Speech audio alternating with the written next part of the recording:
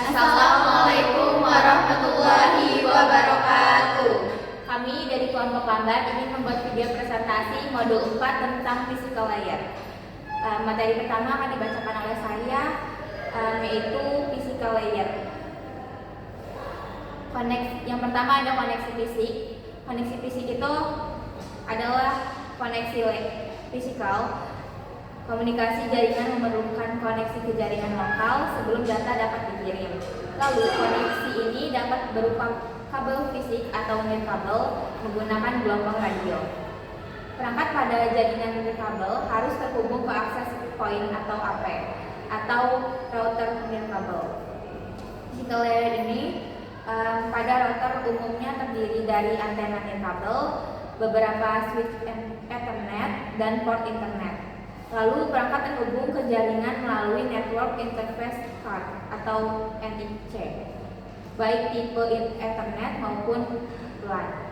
Lalu selanjutnya ada physical layer. Physical layer OSI ini berfungsi mengangkut bit yang membentuk frame dari data link layer melintasi media jaringan. Lalu lapisan ini menerima frame lengkap dan mengodekannya menjadi sinyal listrik, optik, atau radio. Sinyal-sinyal tersebut dikirim melalui media satu persatu. Jadi tujuannya mengambil sinyal individual dari media, mengembalikan menjadi bit, dan meneruskannya kembali ke data link layer sebagai frame utuh. Materi selanjutnya akan dilanjutkan oleh teman saya. Selanjutnya 4.2 karakteristik lapisan fisik. Lapisan ini diimplementasikan secara langsung pada perangkat keras atau hardware dan standarnya ditetapkan oleh sebagai organisasi teknik dan telekomunikasi internasional.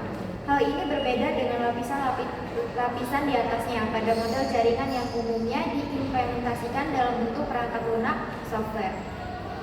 Komponen-komponen ini digunakan mencakup perangkat keras elektronik, media jaringan seperti kabel tembaga, kabel serat optik atau nirkabel, dan konektor yang secara fisik menghubungkan perangkat untuk memfasilitasi transmisi sinyal. Data digital dalam kurung angka 0 dan 1 diubah bentuknya melalui metode pengkodean.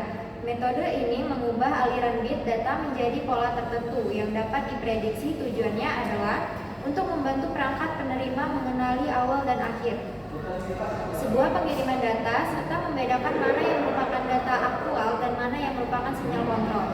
Perangkat harus menghasilkan representasi fisik dari bit ke bit tersebut ke dalam media transmisi.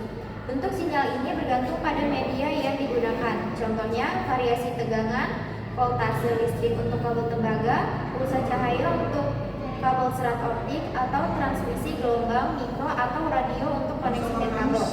Kapasitas suatu media jaringan untuk membawa atau mengalirkan data diukur dengan mengetahui seberapa banyak data yang dapat berpindah dari satu lokasi ke lokasi lain dalam periode waktu tertentu. Pengukuran ini biasanya dinyatakan dalam satuan kilobits per second, megabits per second, atau gigabits per second. Baik, di sini saya akan melanjutkan materi selanjutnya, yaitu 4.3 Copper cabling. Copper cabling adalah kabel berbahan tembaga yang digunakan untuk menghubungkan perangkat jaringan dan mengirim data dalam bentuk sinyal listrik. Kabel ini banyak digunakan karena harganya murah dan mudah dipasang, tetapi memiliki kelemahan, yaitu mudah terkena gangguan sinyal dan jarak transmisinya terbatas. Lalu karakteristik copper cabling dipengaruhi oleh beberapa hal, seperti attenuation atau pelemahan sinyal jika kabel terlalu panjang, interference yaitu gangguan dari perangkat listrik, crosstalk yaitu gangguan antar kabel, dan bandwidth yang menentukan kecepatan pengiriman data. Jenis-jenis copper cabling ini terdiri dari UTP, STP, dan coaxial kabel. UTP atau Unshielded Twisted Pair adalah kabel yang paling sering digunakan pada jaringan LAN. Kabel ini tidak memiliki pelindung sehingga lebih murah dan fleksibel, tetapi lebih mudah terkena interferensi. Lalu STP atau Shielded Twisted Pair memiliki lapisan pelindung untuk mengurangi gangguan sinyal. Kabel ini membuat koneksi lebih stabil, namun harganya lebih mahal dan pemasangannya lebih sulit. Sedangkan coaxial kabel adalah kabel dengan inti tembaga dan pelindung logam. Kabel ini lebih tahan terhadap interferensi dan memiliki jangkauan lebih jauh. Biasanya digunakan pada TV kabel, CCTV, dan internet kabel lama. Jadi, setiap jenis kabel memiliki fungsi, kelebihan, dan kekurangan masing-masing sesuai kebutuhan jaringan. Selanjutnya saya akan membacakan materi 4.4 yaitu tentang pengkabelan UTP. Kabel UTP mempunyai karakteristik utama yaitu dari struktur terdiri dari 4 kabel tembaga yang berwarna yang dipilih. Kemudian ada fungsi yaitu untuk meminimalkan gangguan sinyal dan interferensi elektromagnetik karena kabel ini tidak mempunyai pelindung logam. Kemudian dari kelebihan dia kecil, fleksibel dan mudah dipasang. Kemudian ada standar dan konektor dari kabel UTP. Standarnya yaitu mengikuti aturan EIA 568. Kemudian konektornya menggunakan jack RJ45. Adapun tips pemasangannya yaitu yang pertama, urutan warna harus presisi sesuai standar EIA agar koneksi stabil. Dan yang kedua, pastikan pilihan kabel tidak terbuka terlalu panjang sebelum masuk ke konektor untuk menjaga kualitas sinyal.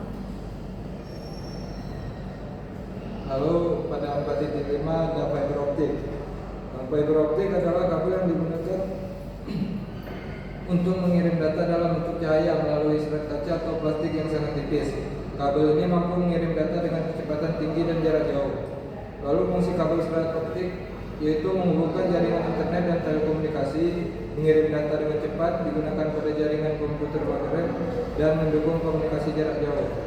Lalu cara kerja kabel serat optik yaitu data diubah menjadi sinyal cahaya menggunakan laser atau LED.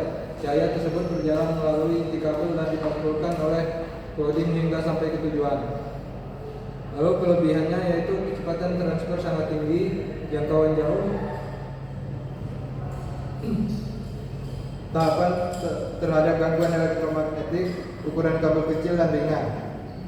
Kekurangannya yaitu harga lebih mahal dan instalasi lebih sulit, dan kabel mudah rusak jika ditekuk berlebihan.